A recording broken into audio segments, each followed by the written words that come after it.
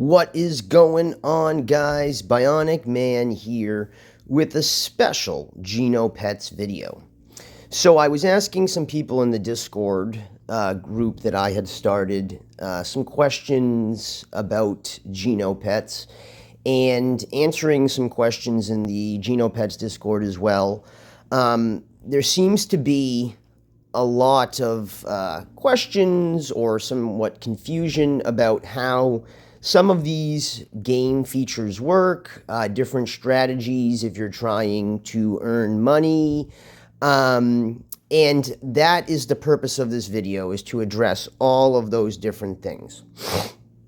So I am going to outline my strategy and give you guys an idea of what I'm doing. I have really thought about it hard. I've tried to come to the best conclusion on how to do things, and I feel that this is probably the best way to get things done. So as you can see here, I have a couple of habitats on this page. I have one more on the other page. 6 habitats in total. Right here is my Genesis habitat level 3 with a level 3 sub connected to it. I have another level 3 habitat, another level 3 habitat, and finally 2 level 1s. So right now, currently, without spending any more of my own money buying soul or buying key, this is my strategy on how I've been growing. So I only started off with a couple habitats, and then I've been terraforming. So I right now am at my 6 habitats, and my goal is to get all of my regular habitats to level 3. Now, one of the big purposes of getting your habitat to level 3 is that at the creation of the level 3 or the upgrade to the level 3 habitat, you also have the ability to claim terraforming seeds. Now, there is 6 seeds that you get per habitat that you get to level 3, 1 of each class from 1 to 6. And my current strategy to level up my habitats quickly is to actually take the terraforming seeds that I am getting and reselling them. And the reason that I resell them is because there is a very good deal on reselling them. So let's go to Magic Eden right here. Now, the price is varying a lot. The other day, the terraforming seeds were like, say like a week and a half ago, the grade 1s were like 3.5 soul. Now they're 1.948 soul. So let's just do rough math here. Let's say you sell it at 1.9, okay? Now you have a level 2 as well, and you sell it at 1.1. So that's going to give you 3 soul, okay? So with that 3 soul, let's go to Phantom, and let's check out what the swap would be for key off of 3 soul. And again, this would have been generated essentially for free just for leveling up your habitat. So you're going to get 3,334 key just off of the 3 soul from those 2 seeds. Okay?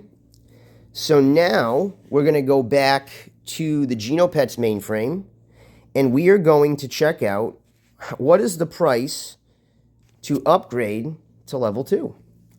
So it's going to be 2,400 key, 5 gene or S gene, and 1 earth crystal, because I have an earth habitat. Now it's going to be the same thing for any habitat that you have.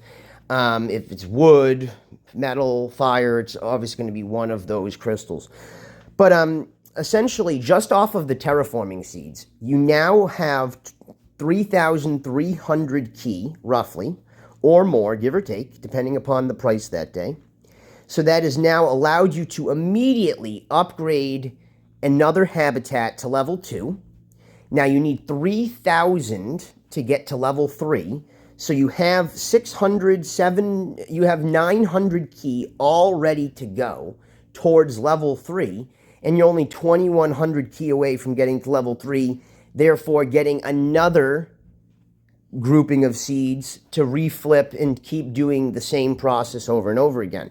Now, I like this process because it allows you to just pay as little key from your own pocket as possible. Obviously, because the seeds are generated for free, at that point, it's just free profit. Might as well use it to continue down the journey, or my particular journey at least, of trying to get all my habitats to level 3. Now, once I get to the final, once I'm working on these final 2 habitats to get them up to level 3, I might only sell the level 1 seeds and keep the level 2 just so I have a way of terraforming. I know it's more expensive with the level 2, but it's not that much more expensive. So I will be able to at least have some room to terraform some new habitats, start adding subs to mine. But that is kind of the current strategy that I am working on. And if you guys have any questions, obviously feel free to leave them in the description, in the comment section. In the description, I'm going to leave a link to my Discord. Feel free to join up and ask me any questions there. And again, if you guys like the content, make sure you hit the like button and subscribe for more content like this. So now let me get to some of the different questions that I was asked, because that's going to help me answer everything that I wanted to know. So we got Raul here. What is the future of Genopets? Should we focus on quickly upgrading our pet or mining key tokens by leasing a habitat from a guild? I have a level 10 pet now. All right, so future of Genopets, I think, is incredibly bright. I mean, I would arguably say that Genopets is probably the best move to earn game that's out there right now, just because of the sole operation of it, how it works, the mechanics, everything that they've been putting into it. They have delivered, over-delivered in certain cases on their promises. It's not a scam-in or step-in, but I call it scam-in approach. So I really do like the way that Genopets is doing things, and I think they have a bright future ahead of them. Now, as into what should we do, focus on upgrading our pet or mining key? Well, it really all depends, right? So I have a level 26 pet. What am I trying to do? My goal is, if I can get all 6 of my habitats, or, well, 5 technically, because one of them has a sub, but if I can get all 5 of those habitats to all have 2 level 3 subs connected to them, roughly per day off of the key that I'm getting from the landlord fee, I will be making about 600 to 750 key a day, roughly. I can't remember the exact numbers, but almost 750 key a day. That is an incredible amount of key. Now, what am I going to do then? I am going to completely stop harvesting any habitats that I'm harvesting on, because I don't need the key from my harvest if I'm making that much key as a landlord. And at that point, I'm just going to solely dedicate all of my energy a day, 15, 20,000 steps worth of energy, into just leveling my Genopet. And that should allow me to power level my pet almost to the equivalency of leveling once every 10 to 15 days, or sooner. That's just a more of a conservative approach. I think on 10, I think 15 is a little overreach, but I should be able to level roughly every 8 to 10 days. And that's going to be huge, especially at the higher levels, especially as the battling features are going to be coming out soon. That's going to be very important. So my answer to your question is, I would get your pet to a solid level. Let's say 15, 18, right? And then start really focusing on getting key. Start maybe get a level 2 or a level 3 habitat that you're harvesting on. At that point, you'll be able to harvest, but at level 18, you'll be able to harvest level 3, but you'll also be able to level at the same time. It might be slower on the leveling, but you never want to get pigeonholed unless you absolutely know what you're doing to a point where you cannot level and there's no more progression in the game. Bellevue says the utility of crystals. So crystals, obviously, if you own a habitat, the main utility of them, right, would be to repair your habitat.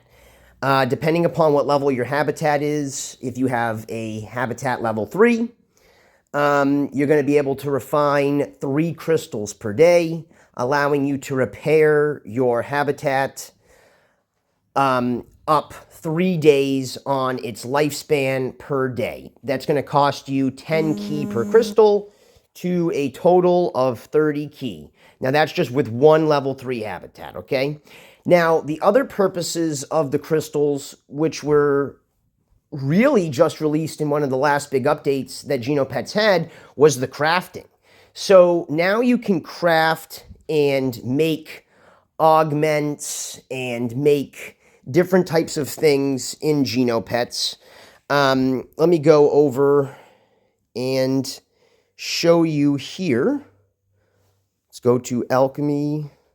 Okay, so right here is the alchemizing lab. It's going to show you what types of crystals you have, cosmetics, and then reagents that you have. Now, here is my recipe book that I have currently. These are a couple of the different things that I have made. Essentially, you're going to be taking crystals and putting them together to be able to create other types of recipe type augments and those types of things, and reagents, and combining all of these different things. So crystals are going to play a major factor there. You can also, if you pump out crystals every day, you can also flip them and sell them on Magic Eden, and make a little bit of a profit as well. I think they're selling at 0.025 or something roughly around that for some of the crystals. So you could spend 10 key, get a crystal, start relisting them on the Magic Eden and selling them to people that do not have a habitat and make some profit as well. I mean, those are the major utilities of crystals. Now, these are current utilities in the game now. Future utility of crystals, and this is where crystals are going to be big. So during a battle, at some point you're going to be able to battle different Genopets against each other. During that phase, let's say you're going against a Genopet, you have a level 20, you're going against level 21, you're worried that you might not do as good. You're looking at your stats, you're looking at their stats, and you're like, oh, I don't know if I can win this, right? So you could take a fire crystal and attach that to your Genopet and burn it. Now that's going to give your Genopet, and this is what was said in the last real big AMA by the dev team, that you'll be able to give your Genopet a fire boost, okay? So now you'll be able to take less damage because you have some sort of fire resistance. Your attacks will do more damage and they'll do fire damage because you're using this fire crystal. Now, at the same time, it also opens the door for your opponent to use a crystal. So you're using fire, and I'm going to give the exact example they did. Your opponent picks water. So now the water crystal cancels out your fire crystal's bonus attacks and all your extra defense or whatever, because water beats fire. So that is kind of the whole purpose on what they're doing here, is with the battling. Each crystal, it's like rock, paper, scissors. Each thing can be beat by another crystal or another element type. So it's going to force people to kind of start stocking up on different element types, therefore upping the value, specifically with like Genesis habitats is they're able to make any type of crystal type that they would like. So I think crystals soon enough will even become worth even more in value because of some of these facts as I've just explained here. All right, Pock. Now, Pock has a good question here. I had read this in advance. I really liked it because I had tried asking this at the last AMA, and I never got an answer, and I think Pock knows that, so he's looking for speculation. So I want to hear your speculation on what the portals are for on the habitats. Okay, so I love this question. I know it's pure speculation, but who doesn't like, kind of coming up with some of these things? So one of the big things that Genopets has talked about was these nanobot virus. And it was really talked about a couple of times in a couple different Medium articles, just very briefly, not really explained. But essentially, they were saying that you need to repair your habitat because you're trying to keep away this nanobot virus that's going to consume your habitat and its genopet, right? But that's never really talked about. You don't really see that in the mainframe. You don't really see that in the game, right? If you don't repair and your lifespan goes all the way down, you just got to restore it. So, Puck, my assumption here, and I could be completely wrong, I probably am, but still going to go with it, that what if those portals are a way of connecting multiple groupings of habitats. So I believe at some point they talked about allowing one genopet to be in per habitat. Now this is way later down the road when we're able to create and mint our own genopets, quote unquote, by getting them to a certain level. I think they had speculated level 7, again, subject to change. But what if it allows you to what if your habitat is getting overrun by the nanobots, right? And it allows you to send your genopet through that portal and bring them to one of your other habitats. So now you got 2 there that can battle these nanobots, quote unquote, and then the other one can come back to where it is. I mean, I have no idea, but I feel like the portals are going to have some sort of utility. As well as I feel like that nanobots, if they're mentioning it, there's got to be some sort of utility. Even when there's errors that are occurring on the mainframe, it talks about, did the nanobots get you or something? So I feel like that's going to play some role at some point in time in the future. So Gelolo, I just butchered that hardcore. I apologize, buddy. Has a question. I have a question. That is, when you upgrade a habitat, what happens about the habitat duration and an automatic restore?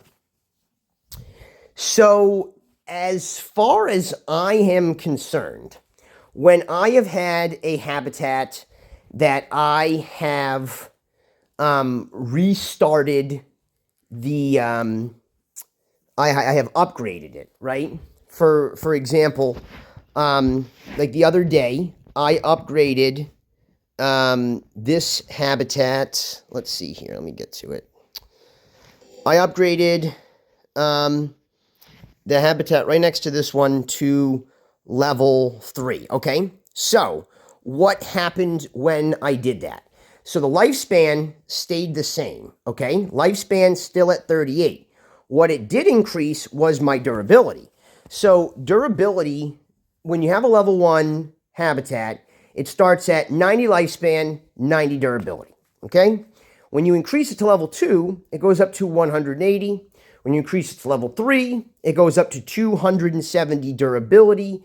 If you include the 90 original days that you had of lifespan, it allows you roughly a year of time to use this habitat before it needs to be restored. It's going to be exactly 360 days. So, the whole purpose of lifespan and durability, just to be clear, is you don't want your lifespan to get to 0.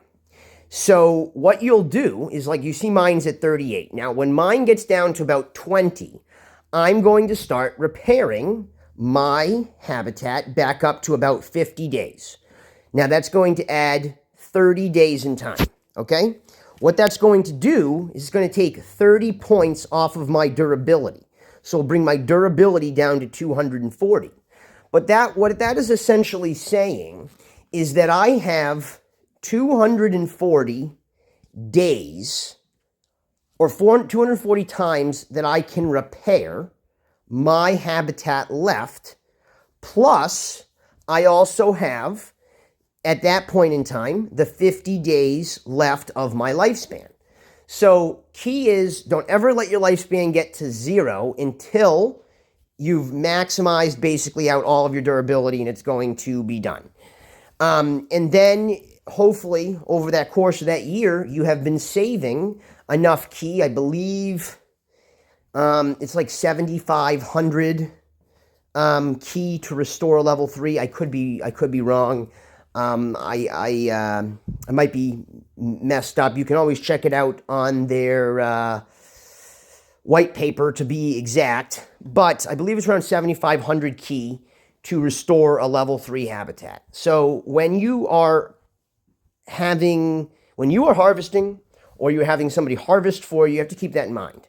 That at the end of the year, at some point, the piper's going to come calling, and you're going to need to pony up 7,500 key, and you got to have it ready. Otherwise, it's going to knock off all of your production, and it's going to just add tremendous problems down the road that you are not going to want. All right, so let's get to the final groupings of questions here. Okay, so strategy to follow to get to level 3 habitat and maximize earnings as quickly as possible. For 3. Believe that I answered that right at the beginning of the video.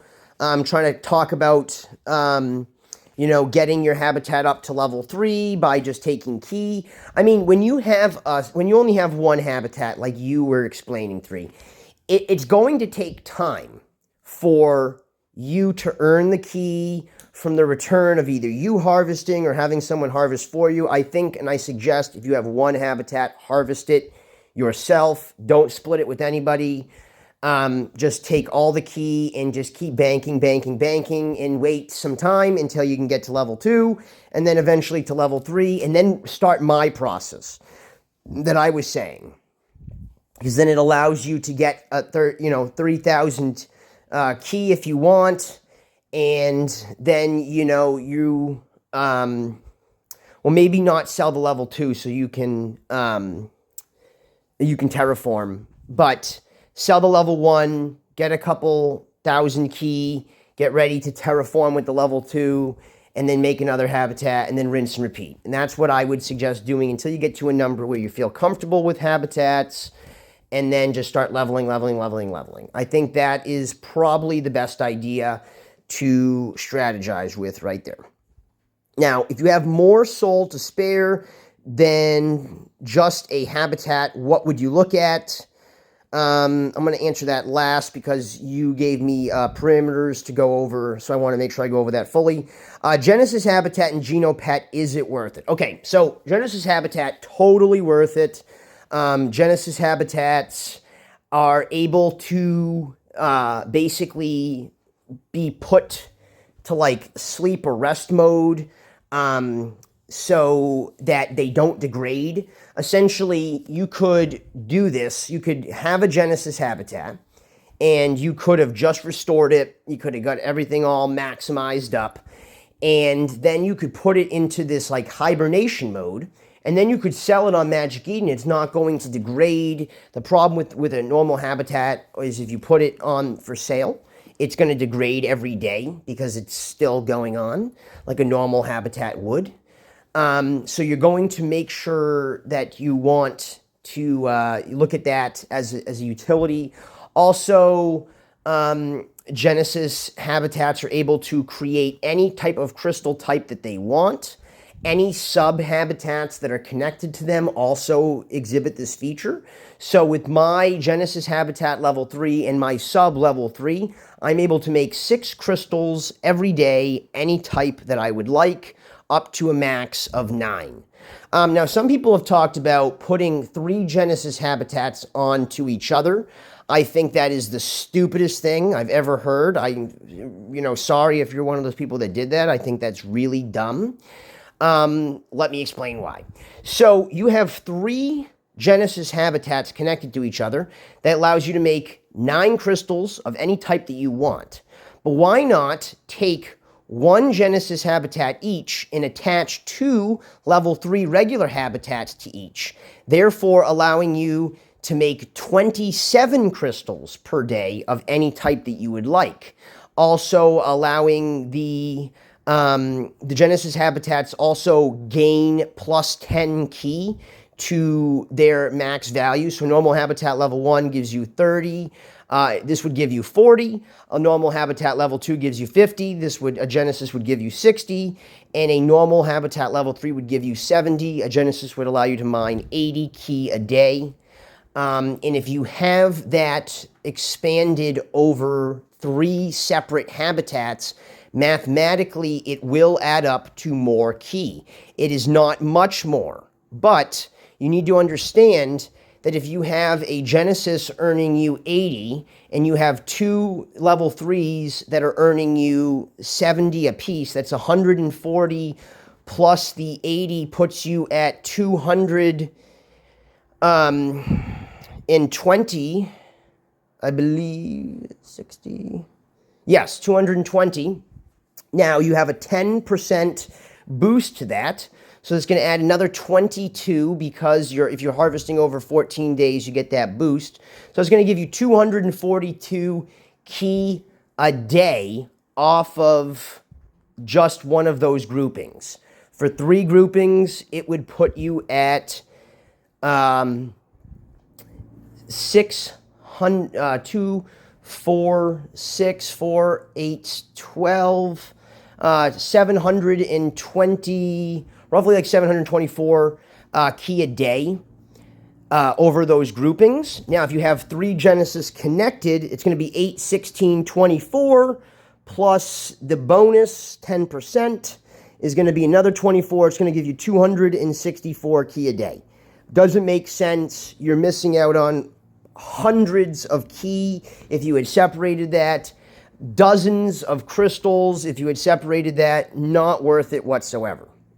Sorry to go down that tangent there. Now, Genopets. Genesis Genopets, totally worth it. Subject to airdrops, better energy conversion. I believe it's 10 or 15% more energy converted than regular Genopets would be getting. Also start off automatically at evolution 4 or level 22. Huge boost, huge advantage, huge benefits. And if you combined a Genesis Genopet with a Genesis habitat, even better. Now, you gave me the parameters of 10 to 30 soul. What would I do right now with 10 to 30 soul? So one of the things that I like to do is I like to window shop. I like to check things out, check on the value of certain things, see what might be the best deal. So I would try to look at, like, one of the things that I did is I bought a bunch of boosts, the Genopets power-ups.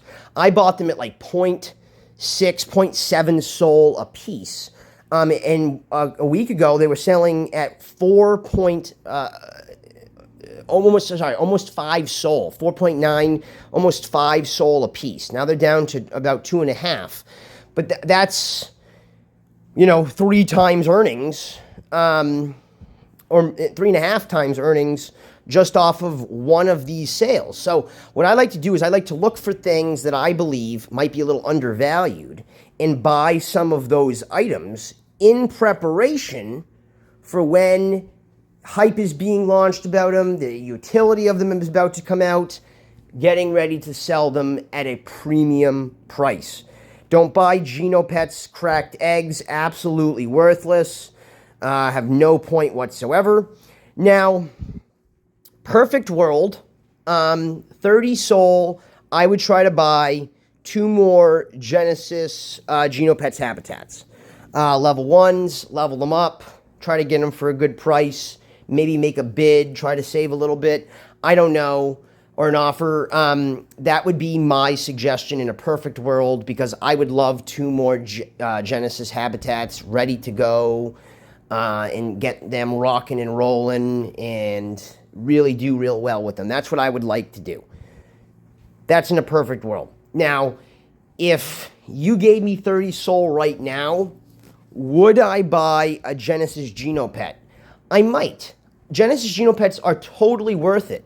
But currently, my pet's level 26. I'm going to be getting its level 27 soon. And I'd have to probably, realistically, at a low end of the market, buying at the lowest price, I'm probably going to get stuck with a level like 22, 23 pet. So I'd actually have to level up again to get back to where I was. So I don't know if I would buy a Genesis Genopet right now. With that said,